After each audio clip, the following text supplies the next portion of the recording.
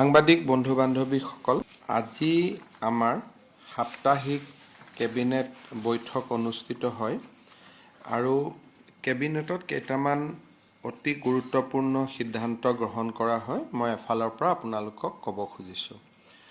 প্ৰথম, আপোনালোকে জানে যে আমাৰ মিছন বসুন্ধৰাৰ শেষ সময়ৰেখা 3ৰ সময়ৰেখাটো হৈছে 31 ডিচেম্বৰ।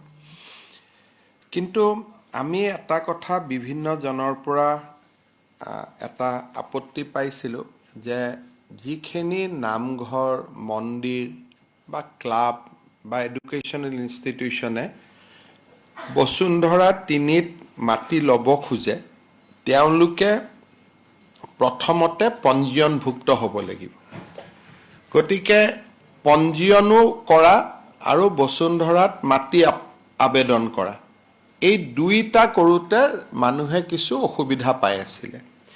গতিকে আজি আমি কেবিনেটত এটা সিদ্ধান্ত গ্ৰহণ কৰিছোঁ যে বসুন্ধৰাত আবেদন কৰিবৰ কাৰণে পঞ্জীয়নৰ প্ৰয়োজন নহ'ব, কিন্তু যেতিয়া তেওঁলোকক মাটি দিয়া হ'ব, মাটিটো লোৱাৰ আগতে অৰ্থাৎ সেটেলমেণ্ট অৰ্ডাৰটো হোৱাৰ আগতে তেওঁলোকে পঞ্জীয়নভুক্ত নিজকে কৰি ল'ব লাগিব।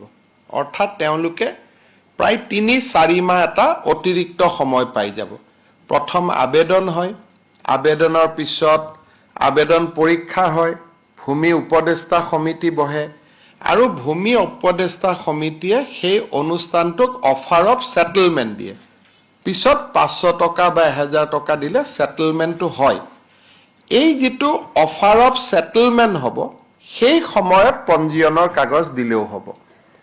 অৰ্থাৎ আজিৰ দিনটোত অহাকালিৰ পৰা নামঘৰ, মন্দিৰ, শিক্ষানুষ্ঠান, সংঘ, এই গোটেই অনুষ্ঠানসমূহে পঞ্জীয়নৰ কাগজখন নোহোৱাকৈও বসুন্ধৰাত আবেদন কৰিব পাৰিব। কিন্তু সেটেলমেণ্ট পোৱাৰ আগতে বা চূড়ান্ত যিখন পট্টা তেওঁলোকে পাব বা তেওঁলোকে প্ৰিমিয়াম জমা দিব, সেই জমা দিয়াৰ আগতে তেখেতসকলে নিজৰ অনুষ্ঠানটো পঞ্জীয়নভুক্ত কৰি ল'লেও হ'ব। অৰ্থাৎ 31 ডিচেম্বৰৰ পৰিৱৰ্তে তেওঁলোকে 3-4 মাহ আৰু নতুনকৈ সময় পাই যাব। আৰু মই সকলোকে অনুৰোধ কৰিম যাতে এই সুবিধাটো যিহেতু বাৰে বাৰে নাহে, education, religious and cultural institution সকলে তেওঁলোকে যাতে মিছন বসুন্ধৰাত 31 তাৰিখৰ আগতে আবেদন কৰে। আৰু ইতিমধ্যে মই আপোনালোকক কোৱা মতে মিছন বসুন্ধৰা 3টো ৰাইজৰ এক উৎসাহ উদ্দীপনা দেখা পোৱা গৈছে আৰু মিছন বসুন্ধৰাত আবেদনে প্ৰায় 1 লাখ আজিৰ দিনটোত স্পৰ্শ কৰিব আৰু 31 তাৰিখলৈকে যথেষ্ট বাঢ়ি বাঢ়ি গৈ থাকিব।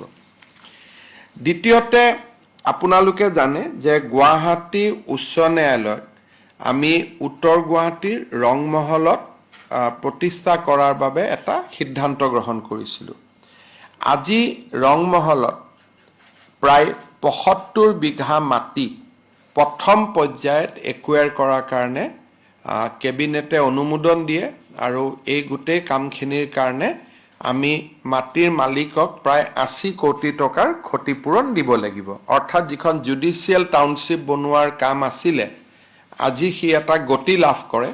আমি লেণ্ড একুইজিশ্যনৰ যিটো অনুমোদন, সেই অনুমোদন আমি দিওঁ আৰু প্ৰায় 75 বিঘা মাটি আমি গুৱাহাটী উচ্চ ন্যায়ালয়ৰ নতুন ভৱন উত্তৰ গুৱাহাটীত নিৰ্মাণৰ কাৰণে, উত্তৰ গুৱাহাটীৰ ৰংমহলত নিৰ্মাণ কৰাৰ কাৰণে আমি কেবিনেটে আজি সিদ্ধান্ত লয় আৰু লেণ্ড একুইজিশ্যনৰ কাৰণে আজি আমি পুঁজি আবণ্টন কৰোঁ।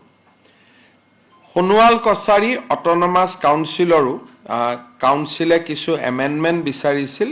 বিশেষকৈ কিছু নিৰ্দিষ্ট এৰিয়াত তেওঁলোকে সকলো জনগোষ্ঠীৰ পৰিৱৰ্তে অকল সোণোৱাল জনগোষ্ঠীকহে কাউন্সিলত অন্তৰ্ভুক্তিৰ কাৰণে আমাক আবেদন কৰিছিল যে বাকী জনগোষ্ঠী নালাগে, অকল সোণোৱালসকলে কাউন্সিল থাকিলে হ'ব। তেওঁলোকৰ প্ৰস্তাৱ মতে আমি অকল সোণোৱালসকলক লৈ বা সোণোৱাল জনগোষ্ঠীৰ লোকসকলক লৈয়ে সোণোৱাল কছাৰী স্বায়ত্তশাসিত পৰিষদখন কিছু গাঁৱত আমি নিৰ্মাণ কৰিছোঁ। কিন্তু এনেকুৱা নহয় যে গোটেইখনতে নন সোণোৱাল নাথাকিব, কিছু গাঁৱত থাকিব, কিছু গাঁৱত নাথাকিব। আজিৰ কেবিনেটৰ আটাইতকৈ গুৰুত্বপূৰ্ণ সিদ্ধান্ত হ'ল নামৰূপৰ সাৰ কাৰখানা। আৰু আজিৰ কেবিনেটত মই আপোনালোকক ব্ৰিফ কৰাৰ মূল কাৰণ এইটোৱে, আপোনালোকে জানে যে বহু দিনৰ পৰা ভাৰত চৰকাৰৰ লগত আমাৰ আলোচনা হৈ আছিল নামৰূপ সাৰ কাৰখানাক উজ্জীৱিত কৰাৰ কাৰণে আৰু চতুৰ্থ ইউনিটটো স্থাপন কৰাৰ কাৰণে। কিছুদিন আগতে প্ৰধানমন্ত্ৰী নৰেন্দ্ৰ মোদী ডাঙৰীয়াক মই সাক্ষাৎ কৰাৰ সময়ত তেখেতক মই অনুৰোধ কৰিছিলোঁ যে ফেব্ৰুৱাৰীৰ 25 তাৰিখৰ আগতে এডভান্টেজ অসমৰ আগতে এটা হিন্দুস্তান ফাৰ্টিলাইজাৰ বা ব্ৰহ্মপুত্ৰ ভেলী ফাৰ্টিলাইজাৰৰ ওপৰত যাতে এটা সিদ্ধান্ত হয়।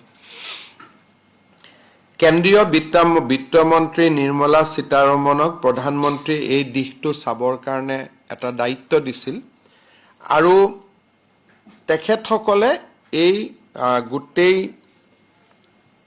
সাৰ কাৰখানাটোক কেনেকৈ পুনৰ উজ্জীৱিত কৰিব পাৰি তাৰ বাবে তেওঁলোকে এটা ইতিমধ্যে প্ৰকল্প প্ৰতিবেদন প্ৰস্তুত কৰিছে আৰু এই গোটেই প্ৰকল্পটোত 10,601 কোটি টকা বিনিয়োগ কৰা হ'ব।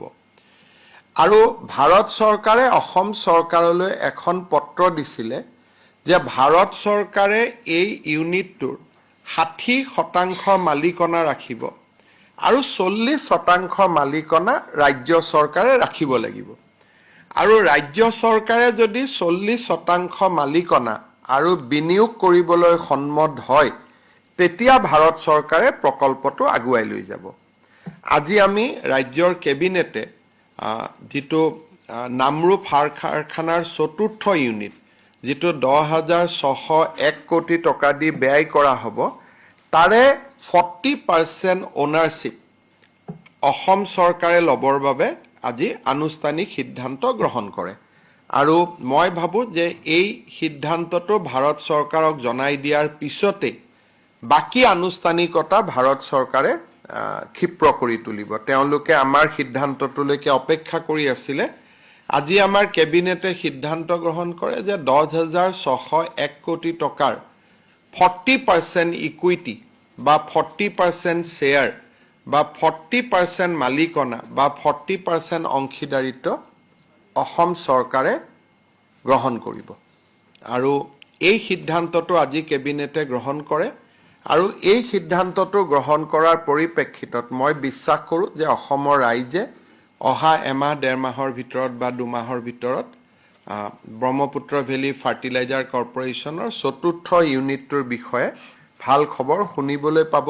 ইয়াতে 12 লাখ মেট্ৰিক টন ইউৰিয়া আৰু এমোনিয়া বনোৱা হ'ব আৰু বৰ্তমান আমি তাতে 1,80,000 টন ইউৰিয়া বনাওঁ, মেট্ৰিক টন ইউৰিয়া বনাওঁ। সো 1,80,000 মেট্ৰিক টনৰ পৰিৱৰ্তে 12 লাখ মেট্ৰিক টনলৈকে ইয়াৰ আকাৰ বৃদ্ধি হ'ব আৰু এমোনিয়া আৰু ইউৰিয়া বনাব আৰু অসম চৰকাৰৰ বাবে আৰ্থিক দৃষ্টিকোণৰ পৰা এইটো সহজ সিদ্ধান্ত নাছিলে, কিন্তু কাৰণ 40% মানে আমাৰ বিনিয়োগ 4,000 কোটি টকা হ'ব।